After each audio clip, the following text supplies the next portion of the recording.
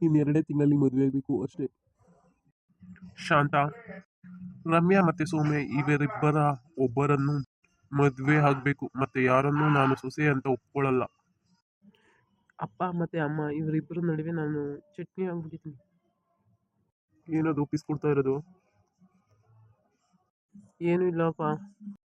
ಅಮ್ಮ, ನಾನು ಮೈಸೂರಿಗೆ ವಾಪಸ್ ಹೋಗ್ತಾ ಇದ್ದೀನಿ. ಯಾಕೋ ಇರೋ ಇನ್ನೊಂದು ಸ್ವಲ್ಪ ದಿನ. ಇಲ್ಲ ಅಮ್ಮ, ಹೋಗ್ತಾ ಇದ್ದೀನಿ. ಅಪ್ಪಂಗೆ ಹೇಳ್ಬಿಡು. ಯಾಕೋ ವಿಕ್ಕಿ ಬೇಜಾರ ಕೂತಿದೀಯಾ?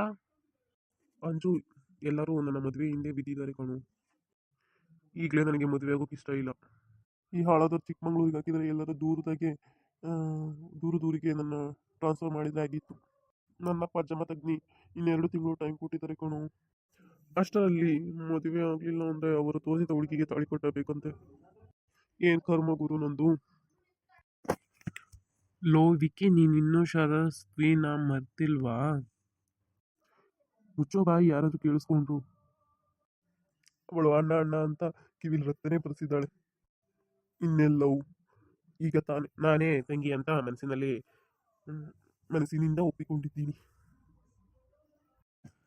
ಮತ್ತೆ ಇನ್ನೇನು ಕಷ್ಟ ನಿನಗೆ? ಯಾರನ್ನಾದ್ರೂ ಮದುವೆ ಆಗ್ಬೇಕಲ್ಲ, ಹಾಗೂ ನಾನೇ ಮದುವೆನೇ ಆಗಬಾರ್ದು ಅಂತ ಇದ್ದೀನಿ. ಬ್ಯಾಚುಲರ್ಸ್ ಆಗೇ ಇರಬೇಕು ಅಂತ ತೀರ್ಮಾನಿಸ್ತಿದ್ದೀನಿ.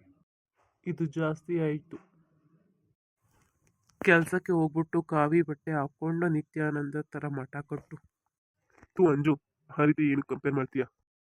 ಹೀಗೆ ಅನ್ನೋರೆ 3 ಹೊತ್ತು ಹೆಂಡತಿ ಸೆರಗು ಹಿಡ್ಕೊಂಡು ತಿರುಗೋದು. ನಾನಾ? ಅದು ನಿನ್ನ ಕನಸು. ನಾನು ಯಾವತ್ತೂ ಆ ರೀತಿ ಮಾಡಲ್ಲ. ನೋಡೋಣ ಬಿಡಪ್ಪ. ಡ್ಯೂಟಿಗೆ ರಜಾ ಅಂದಿದ್ಯಾ, ಚೆನ್ನಾಗಿ ನಿದ್ದೆ ಮಾಡಿ ಮಲ್ಕೋ. ನಾನು ಬೆಂಗಳೂರಿಗೆ ಶಿಫ್ಟ್ ಆಗ್ತಾ ಇದ್ದೀನಿ ಕೆಲಸದ ಮೇಲಿಂದ. ನೀನು ರೂಮ್ ಖಾಲಿ ಮಾಡ್ಕೊಂಡು ಹೋಗ್ತಾ ಇದ್ದೀನಿ ನಾನು. ಈಗ ಹೊಸ ಸಂಸಾರ ಕಟ್ಟಿಕೊಳ್ಳೋಕೆ ಫ್ರೆಂಡ್ಸ್. ಹೊರಗಡೆ ಎಲ್ಲೋ ಊಟಕ್ಕೆ ಹೋಗ್ಬೇಡ. ನಿನ್ನ ಕೆಲಸ ನೀನೇ ಮಾಡ್ಕೊಳೋದು ಖಾಲಿ.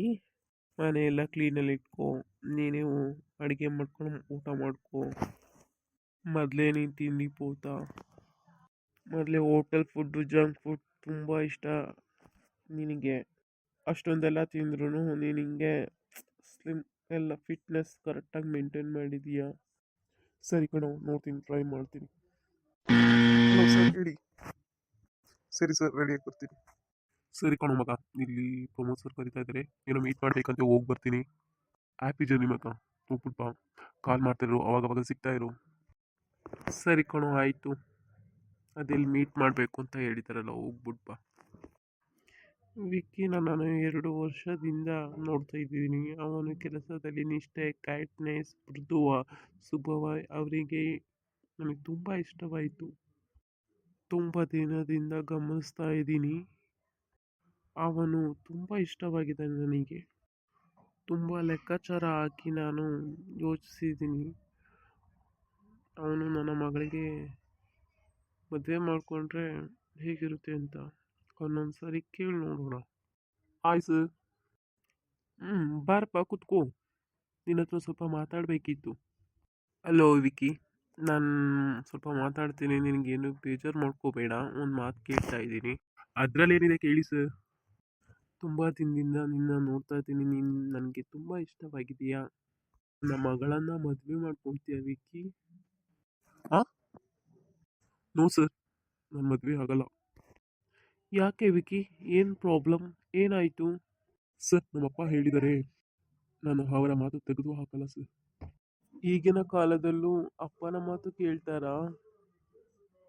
ಒಂದ್ಸರಿ ಅಜಯ್ ಮೀಟ್ ಮಾಡಿ ಅವ್ರ ಮನೇಲಿ ಕಡೆ ಎಲ್ಲ ವಿಚಾರಿಸ್ಬೇಕು.